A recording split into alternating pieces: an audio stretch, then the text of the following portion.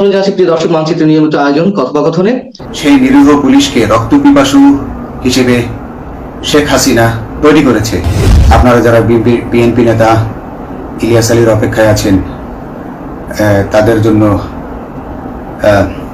দুঃখজনক সংবাদ। তাকে অনেক আগেই হত্যা করা হয়েছে। তাকে পতেঙ্গা সমুদ্র সৈকত দিয়ে কড়া পাহারায় সাগরের মাঝখানে নিয়ে স্পিড বোটের মাধ্যমে মুখে পলিথিন পেঁচিয়ে হত্যা করে, তার পেট ছুরি দিয়ে ছিদ্র করে, তাকে পাথর দিয়ে বেঁধে সাগরে ডুবিয়ে দেওয়া হয়েছে। আসসালামু আলাইকুম, বিসমিল্লাহির রহমানির রহিম। আমি বাংলাদেশ পুলিশের একজন কর্মকর্তা এসআই মাসুদ রানা। আমি আপনাদের কাছে কিছু তথ্য তুলে ধরতে চাই, যেটা বাংলাদেশের মানুষ অনেক দিন ধরেই জানে না, বা তারা এই প্রশ্নের উত্তর খুঁজছে অনেক বছর ধরে, কিন্তু কোনো উত্তর খুঁজে পায়নি। আজকে যাকে সেনাবাহিনী থেকে অব্যাহতি দেওয়া হলো, মেজর জেনারেল জিয়াউল হাসান, যিনি এনটিএমসির প্রধান ছিলেন এবং তিনি র্যাবের অতিরিক্ত পরিচালক ছিলেন। অতিরিক্ত পরিচালক অপারেশন। তিনি মেজর থাকতেই র্যাবে ছিলেন এবং বাংলাদেশে যত গুম খুন হয়েছে, বিএনপি সহ অন্যান্য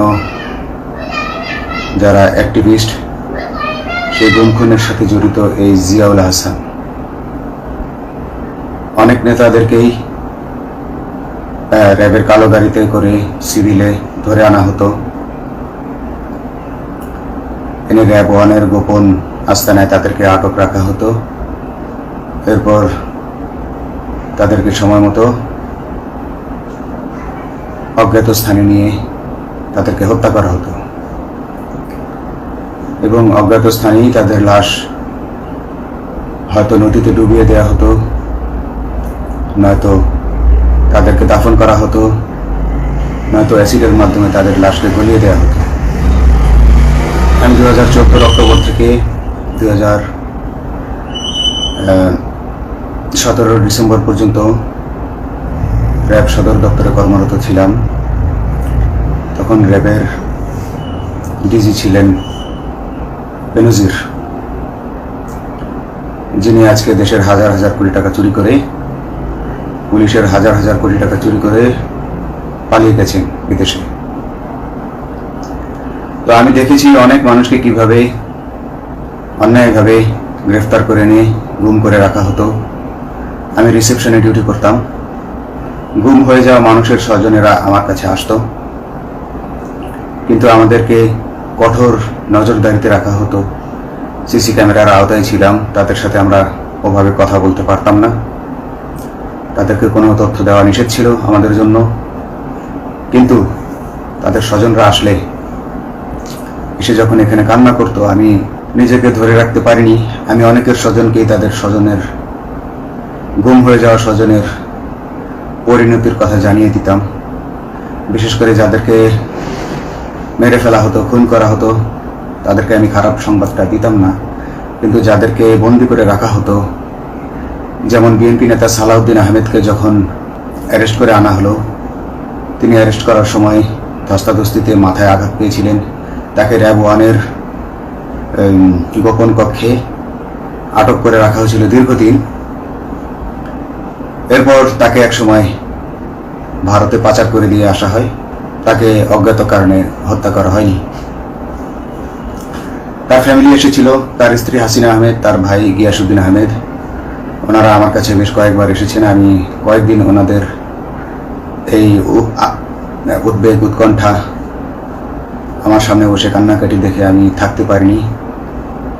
আমি ওনাদেরকে কৌশলে আমার ফোন নাম্বার দিয়ে আমি ওনাদের সাথে দেখা করে ওনাদেরকে জানিয়ে দিই যে সালাউদ্দিন সাহেবকে হত্যা করা হয়নি, উনি জীবিত আছেন এবং ওনাকে হত্যা করার সিদ্ধান্ত নেওয়া হয়নি। এই সিদ্ধান্তগুলো যিনি নিতেন তিনি হচ্ছেন বর্তমানে মেজর জেনারেল জিয়াউল হাসান, যাকে আজকে অব্যাহতি দেওয়া হয়েছে। শুধু অব্যাহতি যদি দেয়া হয়, তাকে যদি বিচারের মুখোমুখি করা না হয়, তাহলে এই আন্দোলনের, এই স্বাধীনতার কোনো মূল্য থাকবে না। আমি আজকে আর কাউকে ভয় পাই না। আমি আজকে বিশ্বাস করি যে আজকে আমাকে এই সত্য বলার জন্য কেউ গুম করে দিতে পারবে না, এই সত্য বলার জন্য কেউ আমাকে অ্যারেস্ট করবে না। সেই কারণে আমি বুকে সাহস নিয়ে আজকে কথাগুলো বলছি। আপনারা যারা বিএনপি নেতা ইলিয়াস আলীর অপেক্ষায় আছেন, তাদের জন্য দুঃখজনক সংবাদ। তাকে অনেক আগেই হত্যা করা হয়েছে। তাকে পতেঙ্গা সমুদ্র সৈকত দিয়ে কড়া পাহারায় সাগরের মাঝখানে নিয়ে স্পিড বোটের মাধ্যমে মুখে পলিথিন পেঁচিয়ে হত্যা করে, তার পেট ছুরি দিয়ে ছিদ্র করে, তাকে পাথর দিয়ে বেঁধে সাগরে ডুবিয়ে দেওয়া হয়েছে। শুধু ইলিয়াস আলী নয়, অনেক নেতার সন্ধান যারা আজও পাননি। কিছু মানুষ তো ঘর থেকে উদ্ধার হয়েছে, কিন্তু যাদেরকে আপনারা পাননি, তাদের সবার এই করুণ পরিণতি হয়েছে। আমি যদিও তারা এই কাজগুলো গোপনে, অতি গোপনে করত এবং র্যাবের অন্যান্য শাখার কর্মরত কর্মকর্তা কর্মচারীরা এটা জানতো না, কিন্তু আমি অত্যন্ত বিচক্ষণভাবে আমি এই খবরগুলো নিতাম, কারণ আমি জানতাম এগুলো একদিন আমি প্রকাশ করতে পারবো। এবং এই দিনটার অপেক্ষায় ছিলাম আজকে এত বছর, মানুষের কাছে সত্য প্রকাশের। বাংলাদেশের মানুষ জানুক যে কারা খুনি, কারা এত মানুষকে গুম খুন করেছে, এই দেশ থেকে এই দেশে ত্রাসের রাজত্ব কায়েম করেছে। তারা মাদকের ক্রস ফায়ারের নামে যে হত্যা ট্র্যাডিশন চালু করেছিল, এই ট্র্যাডিশনের উদ্দেশ্য ছিল বিরোধী দলের লোকজনকে হত্যা করা। কারণ পুলিশ এবং সেনাবাহিনীর অনেকেই মানুষ হত্যা করতে ভয় পেত, তারা এটাতে অভ্যস্ত ছিল না। অনেকেই অনেক সাহসী, কিন্তু একটা মানুষকে হত্যা করার পর তারা আর ঘুমাতে পারতো না, তাই তারা এসব কাজ করতো না। কিন্তু খুনে হাসিনা কিছু মানুষকে এভাবে হত্যা করতে করতে পুরস্কৃত করার মাধ্যমে হত্যা করতে অভ্যস্ত করে ফেলে। তারাই এই গ্রেফতারকৃত, এই গুমকৃত মানুষদেরকে গুলি করে হত্যা করত। এবং তারা এতটাই নিষ্ঠুর যে তারা এক একজন কয়েক শত করে হত্যা করেছে। এবং এই মানুষগুলোর সংখ্যা বেশি নয়, কারণ সবাই লাশ দেখতে পারে না। একটা মানুষকে খুন করার পর লাশের যে ছটফটানি এবং মাথায় গুলি করার পর মাথার যে বিকৃত অবস্থা, এই জিনিসগুলো আমাদের অনেকেই আমরা সহ্য করতে পারি না। তাই আমাদের মধ্য থেকে কিছু হায়নাকে বেছে নিয়ে তারা একটা টিম গঠন করে। তাদেরকে র্যাব সদর দপ্তরে বেনজির আহমেদ প্রতি মাসে পুরস্কার দিতে ডাকতেন, এবং প্রত্যেকটা র্যাবের বিভিন্ন শাখায় এরকম দু একজন রাক্ষস ছিল যারা মানুষকে শুট করত, গুলি করত, হত্যা করত এবং গুম করত। তারা এখনো আছে। তাদেরকে আমি নতুন সরকারের কাছে দাবি জানাবো, তাদেরকে বের করতে হবে, তাদেরকে বিচারের আওতায় আনতে হবে। না হলে এত শহীদের বিনিময়ে যে ফ্যাসিবাদ থেকে, যে স্বৈর শাসন, যে খুনি হাসিনার হাত থেকে আমরা মুক্তি পেয়েছি, সে মুক্তির প্রকৃত মূল্য আমরা পাবো না, প্রকৃত স্বাদ আমরা পাবো না। এই খুনিদেরকে বের করতে হবে, এই খুনিদেরকে বের করে আইনের আওতায় আনতে হবে। বাংলাদেশ পুলিশ কখনোই গুলি করতে অভ্যস্ত ছিল না। আপনারা জানেন একসময় পুলিশ যে গুলি করতো না, এটা নিয়ে অনেক ব্যঙ্গচিত্র ছাপা হতো পত্রিকাগুলোতে, যে গুলি না করতে গুলি খেলনার বন্দুকে পরিণত হয়েছে। তো কিন্তু সেই নিরীহ পুলিশকে রক্তপিপাসু হিসেবে শেখ হাসিনা তৈরি করেছে। তবে সবাই নয়, কিছু কিছু মানুষ আপনারা দেখেছেন, এবং এই আন্দোলনের ভিডিও ফুটেজ দেখলেও দেখবেন যে কয়েক শত পুলিশের মধ্যে কেবলমাত্র কয়েকজনই জনতার দিকে গুলি ছুড়ছে। তো আপনারা ঢালাওভাবে পুলিশকে আপনাদের আক্রমণের নিশানা বানাবেন না। নতুন সরকার অবশ্যই এর বিচার করবে। আমি আশাবাদী নতুন সরকারের কাছে তারা যদি আমার কাছে কোনো তথ্য চায় আমি তথ্য দেব ইনশাআল্লাহ। এবং এই এই খুনিদেরকে, এই রাক্ষসদেরকে বের করতে হবে। প্রতিটি গুমের, প্রতিটি হত্যার সুষ্ঠু তদন্ত করলে এগুলো বের হয়ে আসবে বলে আমি আশা করি এবং আমি চাই এরা ধরা পড়ুক, এদের বিচার হোক। না হলে এরা যুগে যুগে এই রাক্ষস যুগে যুগে রয়ে যাবে, আমাদের মাঝেই তারা লুকিয়ে থাকবে এবং যুগে যুগেই তারা মানুষের রক্ত পান করেই যাবে। পুলিশ বাহিনী মানুষকে সেবা করবে, এটাই হওয়া উচিত পুলিশের ধর্ম। পুলিশের ধর্ম হবে মানুষ পুলিশের জন্য, পুলিশ মানুষের জন্য। উন্নত রাষ্ট্রের পুলিশ যেভাবে, মানুষ যেভাবে পুলিশকে ডাকলেই পুলিশ 5 মিনিটের মধ্যে ছুটে যায়, তাকে সাহায্য করে। আমরা বিভিন্ন ভিডিওতে দেখি যে পুলিশ হাঁসের বাচ্চাকে রাস্তা পার করে দিচ্ছে, একজন অন্ধ মানুষকে রাস্তা পার করে দিচ্ছে। বাংলাদেশের পুলিশ এমনটাই করতে চায়, আমরা এমনটাই করতে চাই, কিন্তু সেই পরিস্থিতিতে আমাদেরকে রাখা হয়নি। আমাদেরকে রাখা হয়েছে দৌড়ের উপর, আমাদেরকে রাখা হয়েছে বিভিন্ন অন্যায় কাজের উপর, বিভিন্ন অন্যায় আদেশের উপর। কেউ যারা মেনেছে তারা ভালো ভালো জায়গায় পোস্টিং নিয়ে থেকেছে, যারা মানেনি তাদেরকে খারাপ খারাপ জায়গায় পোস্টিং দেওয়া হয়েছে, কারো চাকরি হয়ে হারিয়েছে, কাউকে সাসপেন্ড করে রাখা হয়েছে। আমি নিজেও একজন এমন বৈষম্যের শিকার, অন্যায় মিথ্যা মামলার শিকার হয়ে আমি নিজেও বর্তমানে সাসপেনশন অবস্থায় আছি এবং এই সাসপেনশন অবস্থায় থেকে আমি আল্লাহর কাছে শুকরিয়া জানাই, কারণ এই সাসপেনশন থাকার কারণে আমি ছাত্র জনতার আন্দোলনের সাথে সংযুক্ত হতে পেরেছি। আমি সবসময় আল্লাহর কাছে দোয়া করেছি যে আল্লাহ তুমি আমাকে মুজাহিদ হিসেবে কবুল করো, আমাকে জিহাদ করার তৌফিক দান করো এবং আমাকে শহীদের মৃত্যু দান করো। এবং আল্লাহ আমার দোয়া কবুল করেছেন। আমি ছাত্র জনতার সাথে এই জিহাদে অংশগ্রহণ করেছি, ছাত্র জনতা সফল হয়েছে। আমি গর্বিত, আমি এই আন্দোলনে একজন পুলিশ অফিসার হয়েও আমি অংশগ্রহণ করতে পেরেছি।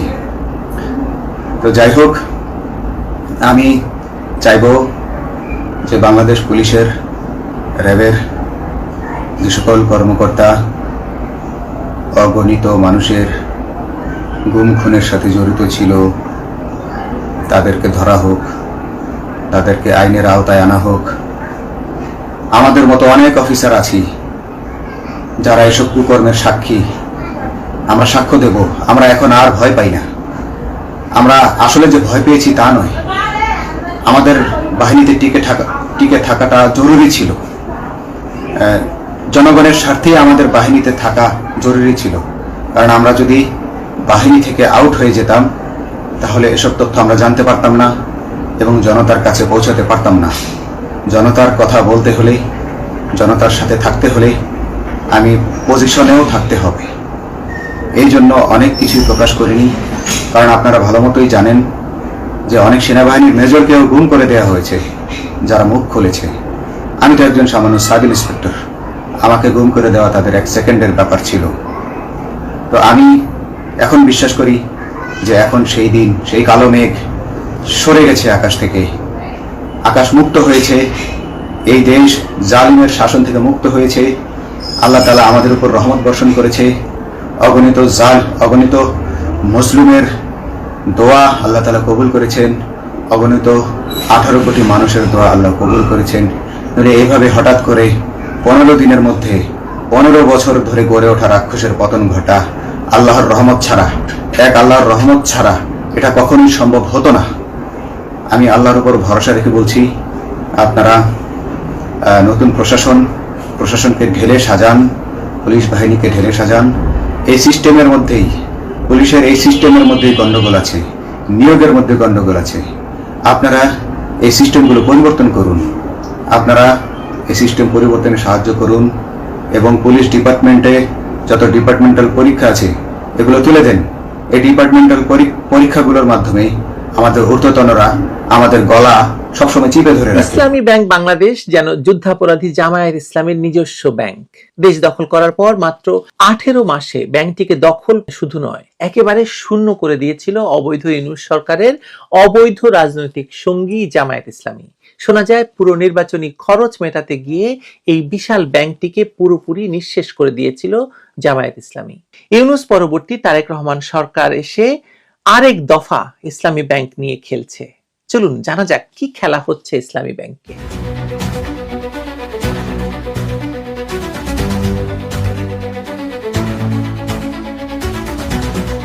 ইসলামী ব্যাংককে ঘিরে যে অস্থিরতা এখন দৃশ্যমান, এটিকে কোনোভাবে একটি সাধারণ প্রশাসনিক সিদ্ধান্ত, রুটিন বোর্ড পরিবর্তন বা সাময়িক ব্যবস্থাপনাগত সমন্বয় বলে উড়িয়ে দেওয়ার সুযোগ নেই, বরং সাম্প্রতিক ঘটনা প্রবাহ এক ভয়াবহ বাস্তবতার দিকে ইঙ্গিত করছে।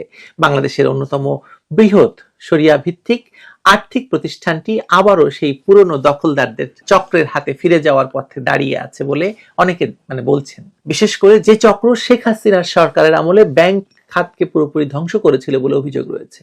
আজ যে প্রশ্নটি জনমনের সবচেয়ে তীব্রভাবে ঘুরপাক খাচ্ছে তা হলো, আবার কি ইসলামী ব্যাংক এস আলমের হাতে যাচ্ছে? সাম্প্রতিক ঘটনাগুলো বিচার করলে এই আশঙ্কাকে নিছক গুজব বলে উড়িয়ে দেওয়া যাবে না, বরং আপনি যে প্রশ্নটি তুলতে চান সেটি সবচেয়ে যৌক্তিক ব্যাখ্যা হয়ে উঠতে পারে। প্রশ্নই আসলে ব্যাখ্যা। ব্যবস্থাপনা পরিচালক এবং সিইও মোহাম্মদ ওমর ফারুক খানকে হঠাৎ করে দীর্ঘ বাধ্যতামূলক ছুটিতে পাঠানোর সিদ্ধান্তটি এই ইসলামী ব্যাংকের সমীকরণের কেন্দ্রবিন্দুতে রয়েছে। তিনি স্বল্প মেয়াদী ছুটি চাইলেও পর্ষদ সেটিকে অস্বাভাবিকভাবে দীর্ঘ করেছে। ব্যাংকিং খাতের বাস্তব অভিজ্ঞতা বলে এ ধরনের সিদ্ধান্ত সাধারণত প্রশাসনিক নয়, কৌশলগত। যখন কোনো প্রতিষ্ঠানের নিয়ন্ত্রণ কাঠামো পাল্টানোর প্রস্তুতি নেওয়া হয়, তখন প্রথম ধাক্কা আসে শীর্ষ ব্যবস্থাপনায়। এমডিকে সরিয়ে দেওয়া, দীর্ঘ ছুটিতে পাঠানো অথবা ক্ষমতাহীন করে রাখা, এসবই বহুল ব্যবহৃত কৌশল। ফলে এই ছুটিকে নিছক ছুটি হিসাবে দেখা খুব সরল হলে আপনি সেটা ভাবতে পারেন। এটা কোনো সরল ঘটনা নয়, বরং এটি ক্ষমতার কেন্দ্রে পরিবর্তনের প্রথম দৃশ্যমান ধাপ। এর সঙ্গে পরিচালনা পর্ষদের সাম্প্রতিক রদবদলকে একসঙ্গে দেখলে আপনি পুরো পিকচার বা ছবিটি আপনার কাছে আরো স্পষ্ট হবে। জামায়াত ঘনিষ্ঠ হিসেবে পরিচিত এক পরিচালককে সরিয়ে এমন ব্যক্তিদের অন্তর্ভুক্ত করা হয়েছে যাদের ব্যবসায়িক এবং রাজনৈতিক অবস্থান এস আলম ঘনিষ্ঠ বলেই ব্যাংকিং মহল জানে। এই পরিবর্তন কেবল ব্যক্তি বদল নয়, এটি সিদ্ধান্ত গ্রহণের কেন্দ্র পাল্টে দেওয়ার আয়োজন। একজনের হাতে ক্ষমতা ছিল, তাকে সরিয়ে দিয়ে আরেকজনকে ক্ষমতায় বসানোর কাজ। বোর্ডই একটি ব্যাংকের নীতিগত দিক নির্দেশনা নির্ধারণ করে। সুতরাং বোর্ড প্রভাব বলয় পরিবর্তন মানে ঋণ নীতি, ব্যবস্থাপনা, নিয়োগ, বিনিয়োগ কৌশল, এমনকি প্রতিষ্ঠানের ভবিষ্যৎ মালিকানার গতিপথও আসলে বদলে যেতে পারে। সবচেয়ে উদ্বেগজনক দিক হলো সদ্য পাশ হওয়া ব্যাংক রেজুলেশন আইন। এই আইনের নতুন ধারায় কার্যত পূর্ববর্তী মালিক বা শেয়ার হোল্ডারদের পুনরায় মালিকানায় ফেরার সুযোগ তৈরি করে দিচ্ছে। আইনগতভাবে বিষয়টি পুনর্গঠন হিসেবে উপস্থাপন করা হলেও বাস্তব রাজনীতিতে এটি অনেক বড় একটি দরজা খুলে দিয়েছে। অর্থাৎ যেসব গোষ্ঠী অতীতে ব্যাংককে নিজেদের অর্থনৈতিক প্রভাব বিস্তারের যন্ত্রে পরিণত করেছিল, তারাই এখন নতুন আইনের সুযোগে আবার ফিরে আসতে পারে। সরকার এবং বাংলাদেশ ব্যাংক ইতিমধ্যে যে বিপুল অঙ্কের অর্থ দিয়ে ব্যাংকিং খাতকে টিকিয়ে রেখেছে, তার কিছু পরিমাণ অংশ পরিশোধ করলেই পুরনো মালিকরা নতুন দাবিদার হয়ে ব্যাংকে ফিরে আসতে পারবেন। এই প্রশ্ন তো সবার মনে জন্ম নিয়েছে যে কাদেরকে বসানোর জন্য তারেক রহমানের সরকার সংসদে সংখ্যাগরিষ্ঠতার জোরে এই আইনটি পাশ করে ফেলল। এখানে এস আলম নামটি শুধুমাত্র ব্যবসায়িক গোষ্ঠীর পরিচয় নয়, এটি বাংলাদেশের ব্যাংকিং খাতে রাজনৈতিক পৃষ্ঠপোষকতা, অস্বচ্ছ ঋণ বিতরণ, জালিয়াতি, দখলদারিত্ব এবং প্রাতিষ্ঠানিক সুশাসন ধ্বংসের প্রতীক হিসাবে আমরা এতদিন ধরে শুনে এসেছি। কিন্তু বিএনপির সঙ্গে এই টাকাওয়ালা রাজনৈতিক ব্যবসায়ীর বিশাল মহরম আগে থেকেই ছিল। অনেকেই বলেন শেখ হাসিনার সরকার ফেলতেও এই এস আলম গোষ্ঠী কাজ করেছে। অতীতে ইসলামী ব্যাংক সহ একাধিক ব্যাংকের উপর এই গোষ্ঠীর প্রভাব প্রতিষ্ঠার পর যে ধরনের ঋণ অনিয়ম, খেলাপি সংস্কৃতি এবং আর্থিক ভারসাম্যহীনতা তৈরি হয়েছিল, তার অভিঘাত এখনো পুরো খাত বহন করছে। ফলে তাদের সম্ভাব্য প্রত্যাবর্তন শুধু একটি প্রতিষ্ঠানের সমস্যা নয়, এটি পুরো আর্থিক ব্যবস্থার জন্য বিপজ্জনক সংকেত বলে মনে করছেন ব্যাংক সংশ্লিষ্ট অভিজ্ঞ ব্যক্তিরা। গ্রাহকদের প্রতিক্রিয়াও এই শঙ্কাকে বাস্তব ভিত্তি দিচ্ছে। রাস্তায় নেমে মানববন্ধন, আমানত তুলে নেওয়ার হুঁশিয়ারি এবং প্রকাশ্য ক্ষোভ এসব কোনো সাধারণ ঘটনা নয়। বাংলাদেশের ব্যাংকের সবচেয়ে বড় সম্পদ তার মূলধন নয়, গ্রাহকের আস্থা। সেই আস্থা একবার ভেঙে গেলে কয়েকদিনের মধ্যেই তারল্য সংকট শুরু হতে পারে। বিশেষ করে ইসলামী ব্যাংকের মতো বৃহৎ আমানত এবং রেমিটেন্স ভিত্তিক প্রতিষ্ঠানের ক্ষেত্রে আস্থাহীনতা দ্রুত সিস্টেমেটিক ঝুঁকিতে রূপ নিতে পারে। দেশের রেমিটেন্স প্রবাহের একটি বড় অংশ এই ব্যাংকের মাধ্যমে আসে, ফলে এর অস্থিরতা গোটা অর্থনীতিতে সরাসরি প্রভাব ফেলতে পারে। এখানে রাজনৈতিক সমীকরণ খুব গুরুত্বপূর্ণ। জামায়াত, বিএনপি এবং পুরনো ব্যবসায়িক গোষ্ঠীগুলোর মধ্যে যে অদৃশ্য ক্ষমতার ভাগাভাগি চলছে, ইসলামী ব্যাংক এখন তার কেন্দ্রস্থলে। একদিকে জামায়াত ইসলামী ব্যাংককে তাদের ঐতিহাসিক প্রভাব বলয়ের অংশ হিসেবে তুলে ধরছে, অন্যদিকে ক্ষমতার বর্তমান বলয় ব্যাংকটির নিয়ন্ত্রণ নতুনভাবে পুনর্বিন্যাস করছে। এই প্রক্রিয়ায় এস আলমের প্রত্যাবর্তনের সম্ভাবনা যদি সত্যি হয়, আমি জানি সত্য, তাহলে সেটি হবে রাজনৈতিক সমঝোতা, আর্থিক সুবিধাবাদ এবং প্রাতিষ্ঠানিক দুর্বলতার এক বিপজ্জনক মিশ্রণ। কিন্তু তাতে কি আসে যায় বলেন? ক্ষমতা পাওয়া গেছে তো। সবকিছু মিলিয়ে আপনার সামনে, আমার সামনে যে বাস্তবতা, তা হলো ইসলামী ব্যাংক আবারও সেই দখল রাজনীতির কেন্দ্রবিন্দুতে চলে এসেছে। এমডির বাধ্যতামূলক ছুটি, বোর্ড রদবদল, নতুন আইন, কেন্দ্রীয় ব্যাংকের কৌশলী নীরবতা এবং গ্রাহকদের ক্রমবর্ধমান উদ্বেগ সবকিছু একই ইঙ্গিত দিচ্ছে। এটি কেবল গুঞ্জন নয়, বরং পরিকল্পিত পুনর্দখলের লক্ষণ বলেই মনে হচ্ছে। যদি সত্যি এস আলম গোষ্ঠীর পুনরাগমন ঘটে, তাহলে সেটি হবে বাংলাদেশের ব্যাংকিং খাতের জন্য এক ভয়াবহ পশ্চাৎপসরণ। কারণ হচ্ছে কিছুদিন আগেও সবাই এস আলম বাংলাদেশকে শেষ করে দিয়েছে, শেখ হাসিনার সরকার সবকিছু শেষ করে দিয়েছে, আবার তাদেরকে আনা হচ্ছে, যেখানে জনগণের আমানত আবারও রাজনৈতিক এবং কর্পোরেট স্বার্থের বলি হতে পারে। তার সোজা ভাষায় কি হয়? সোজা ভাষায় হলো ইসলামী ব্যাংকের ভেতরে যা ঘটছে তা কোনো প্রশাসনিক সংকট নয়, ক্ষমতা দখলের আর্থিক সংস্করণ।